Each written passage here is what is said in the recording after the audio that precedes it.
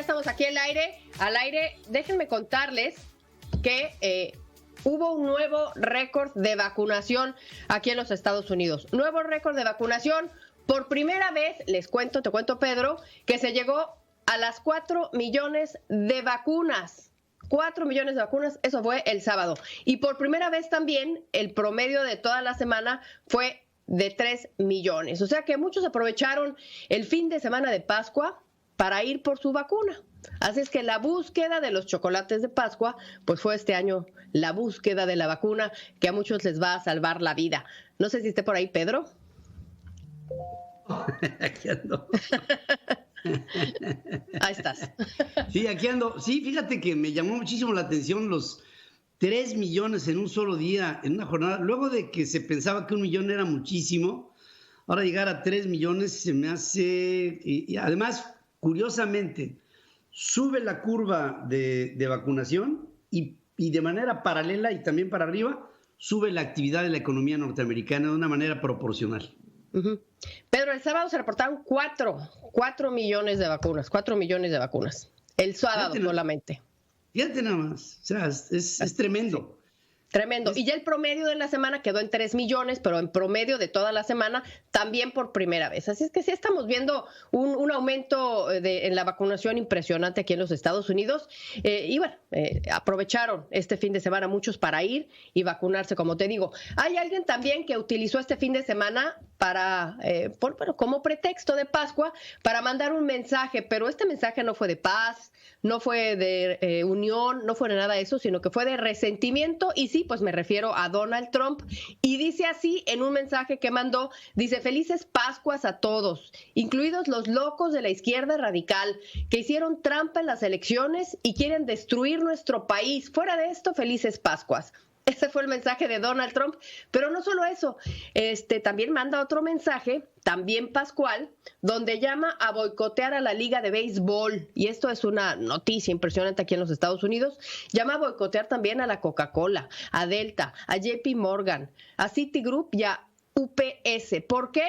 Pues déjame te cuento, Pedro. Resulta que la semana pasada en Georgia se cambió la ley electoral para hacer más difícil el voto. Ahí, el discurso es que lo van a hacer más claro, pero el hecho es que se está haciendo más difícil votar ahí. El gobierno local, pues sí, es republicano, y esto causó muchísima indignación por parte de un sector grande de la población norteamericana que ve esto como una manera de suprimir el voto, porque las medidas, pues sí, hacen más difícil votar ahora. Las medidas, entre otras, son varias, pero las más representativas que les voy a comentar son: se va a requerir identificación para votar por correo. Estamos hablando del 2022. Anteriormente, tan solo se cotejaba la firma cuando mandabas tu voto por correo. Ahora se necesita identificación. 2, se va a limitar el número de buzones, es decir, la gente va a tener que estar buscando dónde colocar su voto, porque va a haber muchos menos buzones de los que hubo la vez pasada. Se va a cerrar las casillas se van a cerrar a las 5 de la tarde. ¿Qué va a pasar con todos aquellos que salen de trabajar a las 5 y que no tienen ningún tipo de posibilidad de pedir permiso para ir a votar, por ejemplo? Se va a prohibir dar agua en la fila. ¿Qué va a pasar si les da sed? Bueno, no, el hecho es que esa medida también se prohíbe. Dar agua o dar cualquier tipo de comida en la fila, prohibido. Y también se va a dar menos tiempo para solicitar la boleta por correo y para enviarla. O sea, el periodo va a ser mucho más corto. Esto va a ser más difícil votar. Eso es un hecho. Y como protesta, pues regresamos al tema que estábamos platicando. La Liga de Béisbol decide ya no jugar en Georgia. Decide no hacerlo. Y esto es una noticia en el ámbito deportivo muy, muy grande, y muchas corporaciones, que son las que Donald Trump llama a boicotear, pues también han protestado por esta nueva reglamentación electoral en Georgia, y esta podría duplicarse en otras partes, en otros estados donde también hay republicanos. ¿Por qué es relevante esto? Pues porque acordémonos que Biden ganó gracias a la cantidad de votos que llegaron por correo. Entre más votan, más fácil es que los demócratas ganen. Eso lo escuchamos y lo escuchamos y lo escuchamos en las elecciones pasadas por parte de muchos analistas. Y justo también en Georgia fue donde se decidió quién iba a controlar o quién controla actualmente el Senado, porque justamente esos 2 escaños de Georgia fueron los que ganó el Partido Demócrata. Así es que esto es lo que cobra relevancia hoy con respecto a esto, Pedro. Qué bárbaro, pues sigue presente una semilla de división y de confrontación y de encono y de lucha en contra de la institucionalidad de los Estados Unidos. Y esto yo creo que va a ser el signo que va a estar siguiendo la administración del presidente Biden a lo largo de este camino. No sé si piensas lo mismo. Así es. Y bueno, esta semana también se va a estar hablando, Pedro, ya para finalizar, de este plan de infraestructura de Biden, estos $2 trillones que se anunciaron la semana pasada, después de que, pues sí, la semana pasada podríamos decir que fue la semana de la infraestructura. Esa semana que Donald Trump llevó y trajo y prometió, pero que nunca llegó así, Pedro.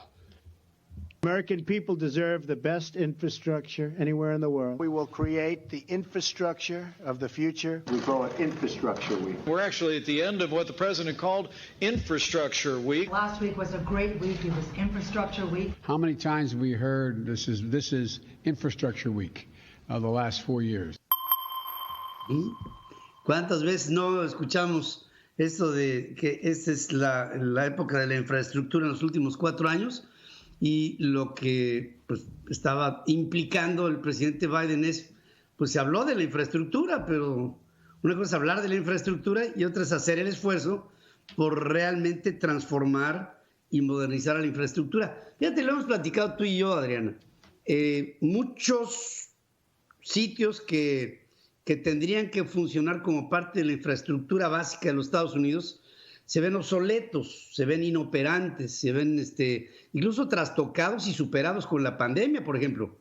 ¿Cuánto de la estructura funcional de los Estados Unidos pues no está jalando realmente con el COVID, con la parálisis, que ha sido en todo el mundo, pero pues que a Estados Unidos le ha tocado su parte y la disfuncionalidad inmediatamente se ve.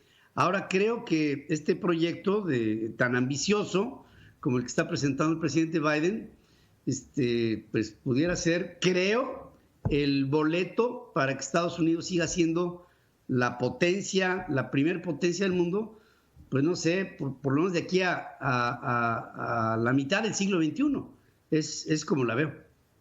Así es, Pedro, y justamente el fin de semana estábamos escuchando a Pete Buttigieg, que es el secretario del Transporte, explicando esto que tú estás diciendo, y decía que la infraestructura, los puentes, caminos, todo lo que usan los norteamericanos aquí, pues se desarrolló en los años 50 y explicaba que Estados Unidos se encuentra en el número 13, en el 23º lugar de lo que es infraestructura a nivel internacional. Eso pues lo quieren mejorar. Revisando el ranking que cita Buttigieg, lo revisé y para encontrar el 1, 2, 3, y son Singapur, Netherlands, o sea, los Países Bajos, y después viene Hong Kong, y en el lugar 13 viene Estados Unidos, lo cual es muy lejos, y también busqué a México, por cierto, para dar el dato, y encontré que México se encuentra por abajo de Morocco, Egipto y Serbia. Vamos a estar escuchando de esto en los próximos días, Pedro, y sobre todo, ojo, nada más lo dejo así, vamos a estar escuchando de otro $1 trillón que va a anunciar en los próximos días Biden y que va a aplicar justamente ahora a la salud